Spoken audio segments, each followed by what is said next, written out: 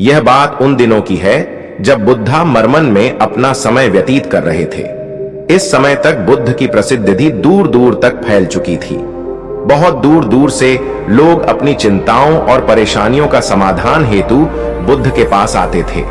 ऐसे ही एक दिन जब बुद्धाम मर्मन में शिष्यों को प्रवचन दे रहे थे, तभी एक अधेड़ उम्र का व्यक्ति अपने नौजवान पुत्र को अपने साथ लिए बुद्ध की तरफ चला आ रहा था। जब ये प्रवचन स्थल के पास पहुंच गए तो बुद्ध ने एक नजर उन पर डाली और इशारे से बैठने के लिए कहा। जब प्रवचन समाप्त हो गए और सभी लोग वहां से चले गए तो बुद्ध ने उस व्यक्ति को अपने पास बुलाया और बैठने के लिए कहा। वहां चारों तरफ हरियाली छाई हुई थी, मौसम बहुत सुहाना था और तरह तरह के पक्षियों की आवाजें गूंज रही थी। ऐसा नजारा देखकर उस व्यक्ति को अंदर से असीम शांति महसूस हो रही थी। इसके बाद बुद्ध ने उस व्यक्ति से आने का कारण पूछा तो इस पर व्यक्ति ने कहा, तथागत, मैं 2 दिन की लंबी यात्रा करके अपने पुत्र को आपसे मिलवाने लाया हूं। यह मेरा इकलौता पुत्र है और यह हर समय थका थका रहता है। ऐसे लगता है जैसे इसके अंदर कोई जान ही ना हो। इसका स्वभाव भी काफी चिड़चिड़ा सा हो गया है। अगर हम इससे कुछ भी कहते हैं तो यह हमारी छोटी छोटी बातों पर गुस्सा हो जाता है। इसके देखने की क्षमता भी उम्र से पहले ही कमजोर हो गई है और इसके बाल भी सफेद पड़ने लगे हैं। इतनी कम उम्र में इतनी बड़ी उम्र का लगना मुझे तो कुछ समझ नहीं आ रहा है। तथागत, मैं अपने पुत्र के स्वास्थ्य को लेकर बहुत चिंतित हूँ। जब मैं अपने पुत्र को वेद जी के पास लेकर गया तो उन्होंने कुछ औषधि दी और कहा, अपने पुत्र को तनाव कम लेने के लिए कहो। वो अपने दिमाग में बहुत अधिक तनाव लेता है, इसलिए उसकी ऐसी हालत हो गई है। लेकिन मैंने उसको बहुत समझाने के बाद भी तनाव का मतलब समझ नहीं आया। मुझे नहीं पता कि तनाव होता क्या है, ये किन कारणों से आता है और उसे कैसे अपने पुत्र के दिमाग से निकाले। लेकिन मुझे सबसे पहले तो यह समझना है कि तनाव होता क्या है। इसीलिए तथागत मैं आपके पास आया हूं। कृपया आप मेरी समस्या का समाधान कीजिए। यह सुन बुद्ध उसके पुत्र को बड़े ही ध्यान से देखते हैं।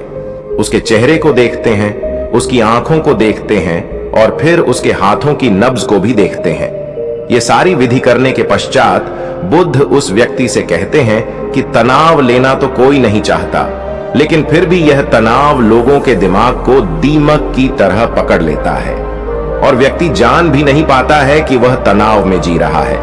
लेकिन अगर व्यक्ति तनाव के कारणों को अचानक से समझ लेता है और तनाव के बारे में कोई ऐसा पैमाना बना लेता है जिससे वह जान सके कि वह कितने तनाव में है, तो वह इस समस्या का समाधान भी खोज सकता है।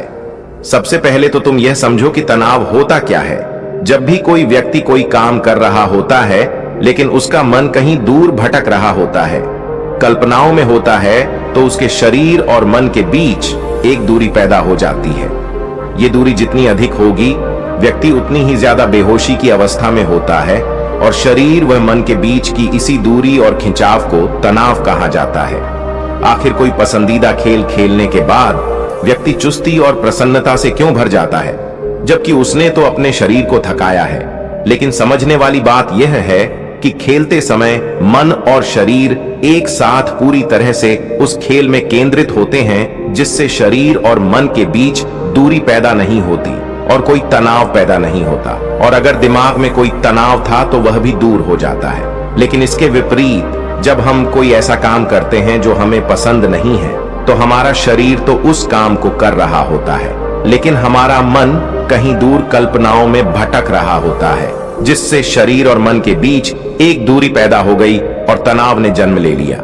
इसीलिए व्यक्ति को एक समय पर सिर्फ एक ही काम करना चाहिए और अपने तन और मन की सारी शक्ति उसी एक काम पर लगा देनी चाहिए, जिससे व्यक्ति के अंदर तनाव पैदा ही ना हो। इसके बाद बुद्ध ने कहा, तनाव पैदा होने के मुख्य 8 कारण होते हैं और जिसने इन कारणों को समझ लिया वह जीवन भर तनाव मुक्त रह सकता है। मुख्य कारणों में सबसे पहला कारण है अति महत्वाकांक्षी होना।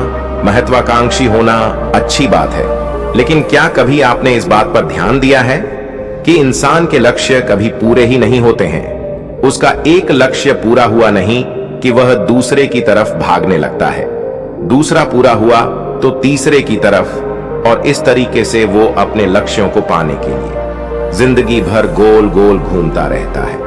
इसीलिए जो व्यक्ति अति महत्वाकांक्षी होता है, जिसने बड़े बड़े लक्ष्य बनाए होते हैं, वह वर्तमान में कभी रह नहीं पाता है।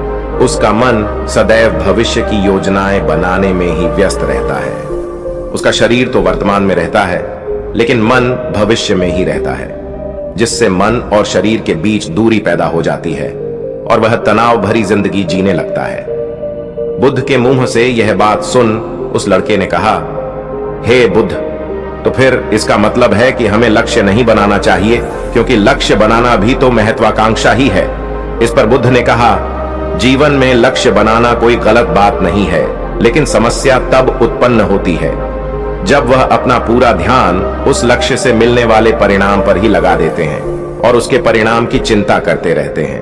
व्यक्ति को वर्तमान में जीना आना चाहिए। आप लक्ष्य बनाइए और उस लक्ष्य की प्राप्ति के लिए कड़ी मेहनत करिए, लेकिन साथ ही साथ आपको इस बात का भी ज्ञान होना चाहिए कि आप अभी वर्तमान में जी रहे हैं और वर्तमान में ही जी सकते हैं। बुद्ध ने आगे कहा, तनाव का दूसरा सबसे बड़ा कारण है ईर्ष्या करना है।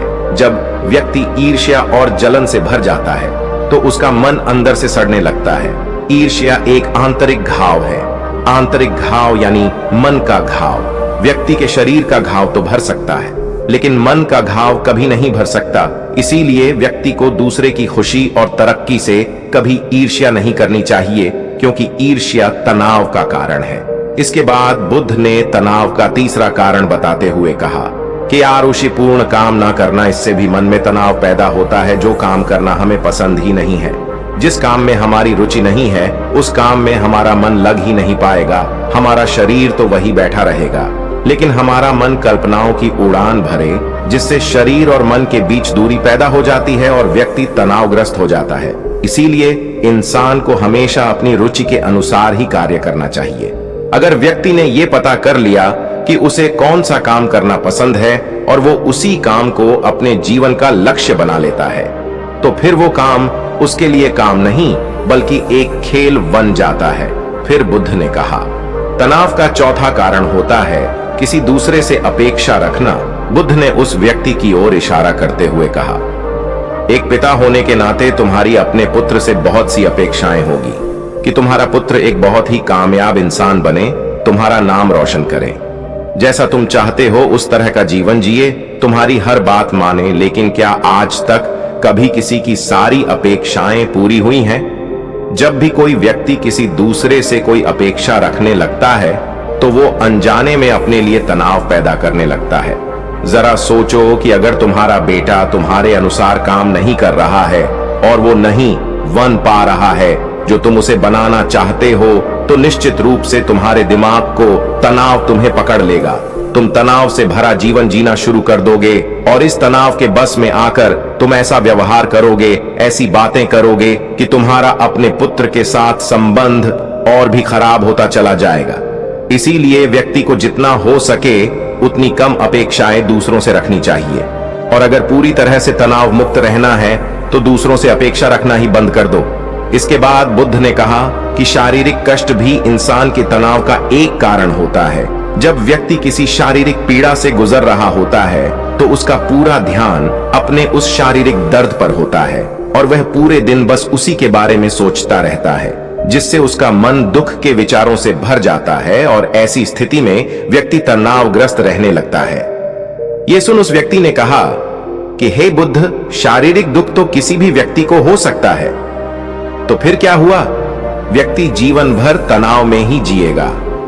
इसका जवाब देते हुए बुद्ध ने कहा कि इंसान को यह बात समझनी चाहिए कि हमारा जीवन दुखों का आधार है। जैसे जैसे हमारा जीवन आगे बढ़ता है, इसमें दुख आते हैं, बीमारियां आती हैं और फिर अंत में मृत्यु भी आती है। तो बीमारियां इंसान के जीवन का अभिन्न अंग है, कोई इनसे बच नहीं सकता। बस किसी किसी के जीवन में यह समय से पहले आ जाती है तो किसी के बाद में आती है। जब इंसान का मन इस बात को अच्छे से समझ लेगा तो फिर वह अपनी बीमारी के बारे में सोच सोचकर ज्यादा तनाव नहीं लेगा, क्योंकि यह हमारे जीवन का अभिन्न हिस्सा है और इसके लिए व्यक्ति को शारीरिक रूप भी अभ्यास करते रहना चाहिए। अपने जीवन में व्यायाम और स्वस्थ जीवन शैली को भी जगह देनी चाहिए ताकि उसका शरीर लंबे समय तक निरोगी रहकर सही से काम कर सके। तनाव का अगला कारण होता है अपनी योजनाओं को समझने के लिए समय ना देना। कुछ लोगों के दिमाग में कोई विचार आया ही नहीं कि वो बिना सोचे समझे उस पर काम करना शुरू कर देते हैं, और जब उस काम में उन्हें असफलता मिलती है तो वह तनाव से भर जाते हैं, क्योंकि उन्होंने उस काम को शुरू करने से पहले उसके बारे में पूरी जानकारी इकट्ठा नहीं की थी।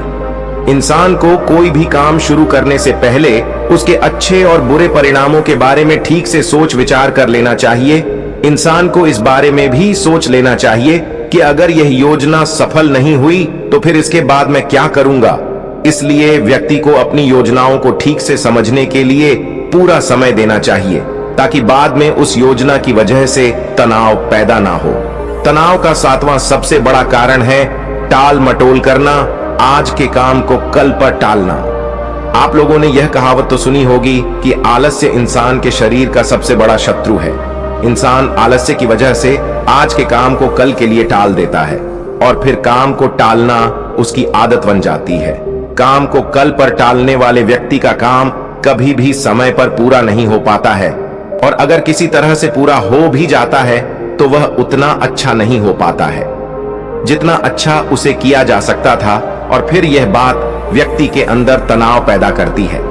लेकिन काम को टालना या काम को एकदम अंत समय पर करना एक आदत है, इसीलिए व्यक्ति ना चाहते हुए भी बार बार अपनी इस आदत का शिकार बन जाता है और काम को टालता रहता है। और फिर जब काम की समय सीमा के पास आ जाती है तो वह तनाव से भरकर काम को पूरा करने का प्रयास करता है। इसीलिए तनाव मुक्त रहने के लिए व्यक्ति को काम को टालने की आदत छोड़नी पड़ेगी, और यह तभी संभव है जब व्यक्ति काम को समय से पहले खत्म करने का निश्चय करें। सबसे आखिरी और सबसे प्रमुख कारण जो तनाव का होता है वह है ज्यादा सोचना। लगातार सोचते रहना भी एक बीमारी है, और यह उस व्यक्ति में सबसे ज्यादा पाई जाती है जो सिर्फ कल्पनाएं करता है, जो अतीत की घटनाओं और भविष्य की बातों के बारे में सोचता रहता है, जो बेवजह के अनुमान लगाता रहता है। इसीलिए व्यक्ति को ज्यादा सोचने की आदत पर लगाम लगाना चाहिए।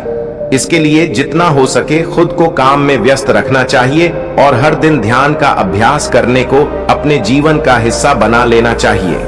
बुद्ध के मुंह से यह सारी बातें सुनकर उस व्यक्ति ने हाथ जोड़कर कहा, बुद्ध, मेरा पुत्र तो अभी मात्र 20 वर्ष का ही है, और इसमें अभी इतनी समझ भी नहीं है कि यह आपकी बताई सारी बातों का एक साथ पालन कर सके। आप कृपया करके तनाव मुक्त रहने का कोई आसान सा तरीका बता दें, जिससे मेरा बेटा उसका अनुसरण भी कर सके और तनाव मुक्त भी रह सके।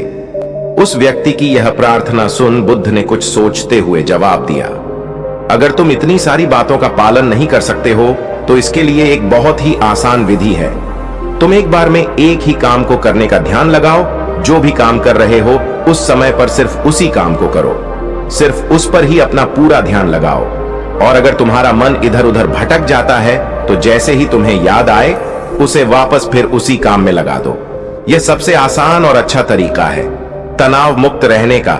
जब तुम भोजन करो तो उस समय सिर्फ भोजन ही करो, उसके पूरे स्वाद का आनंद लो, उसका अनुभव करो। जब चलो तब अपना पूरा ध्यान सिर्फ चलने में ही लगा दो। इससे तुम्हारा मन और तुम्हारा शरीर दोनों एक जगह पर केंद्रित रहेंगे।